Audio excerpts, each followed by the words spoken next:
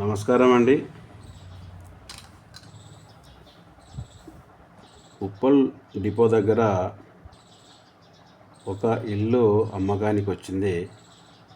అది కొనాలనుకుంటున్నాను, కొద్దిగా వాస్తు చూడండి అని నన్ను సంప్రదించడం జరిగింది. నేను ఆ ఇంటికి వెళ్ళి పరిశీలించాను. ఈ ఇంటికి దక్షిణం రోడ్ ఉన్నదండి. ఈ దక్షిణం రోడ్డుకి గేటు దక్షిణ ఆగ్నేయంలో ఉంది. ఇది కరెక్ట్గానే ఉందండి. అలాగే ఇక్కడ ఈశాన్యంలో ఇంటికి డోరు ఉంది. ఇది కరెక్టేనండి. ఉత్తరంలో సంపు ఉంది, వాటర్ సంపు. ఇది కరెక్టేనండి. అయితే దీనికి ఉన్న తప్పేంటి అంటే, ఈ దక్షిణ భాగంలో అతను సెప్టిక్ ట్యాంక్ కట్టడం జరిగింది.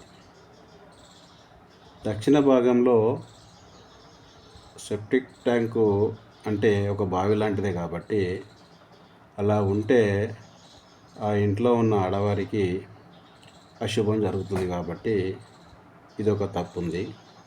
రెండవది, ఈ మెట్ల కింద బాత్రూమ్ కూడా ఉందండి. ఇక్కడ కింద మెట్ల కింద బాత్రూమ్ ఉంది.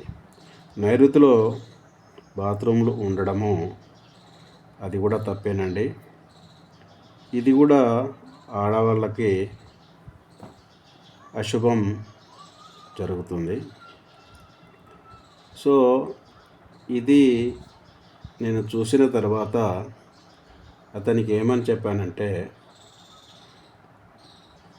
ఇది సెప్టిక్ ఇల్లు కట్టినప్పుడు సెప్టిక్ ట్యాంకు ఇక్కడ కట్టారు, కానీ ఇప్పుడు డ్రైనేజీ సిస్టమ్ వచ్చింది కాబట్టి దాన్ని డ్రైనేజీ కలిపారు. కానీ ఈ బొందను అంటే ఈ సెప్టిక్ ట్యాంకు అలాగే ఖాళీగా ఉంచారు. దీన్ని మట్టితోని నింపలేదు, అలాగే ఉందన్నమాట నేను వెళ్ళి పరిశీలించినప్పుడు.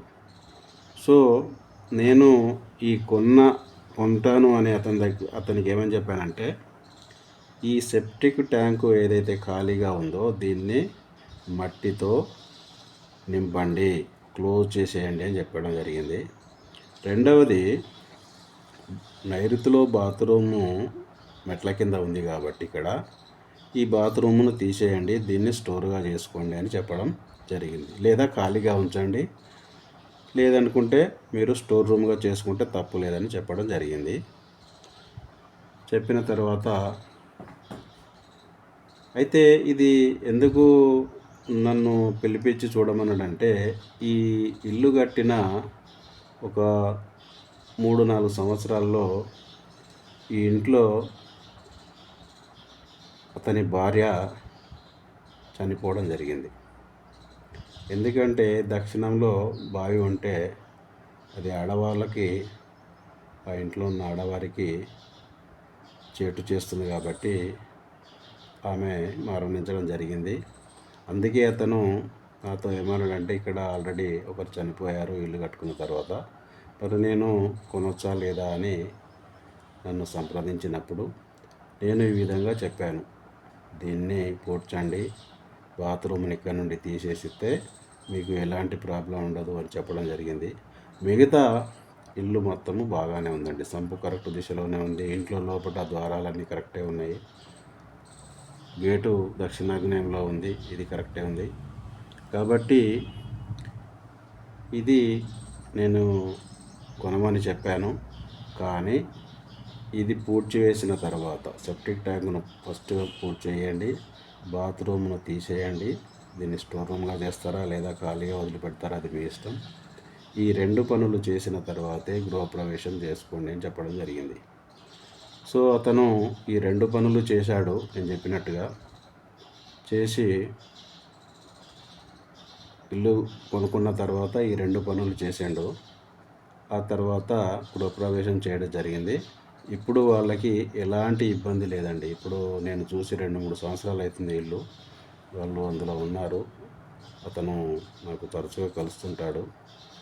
నేను అతన్ని అడగడం జరిగింది, ఎలా ఉంది అని అంటే, మంచిగానే ఉన్నది సార్ అని చెప్పడం జరిగింది. వాళ్ళ ఇంట్లో స్త్రీలు కానీ, అతనికి ఒక అబ్బాయి ఉన్నాడు.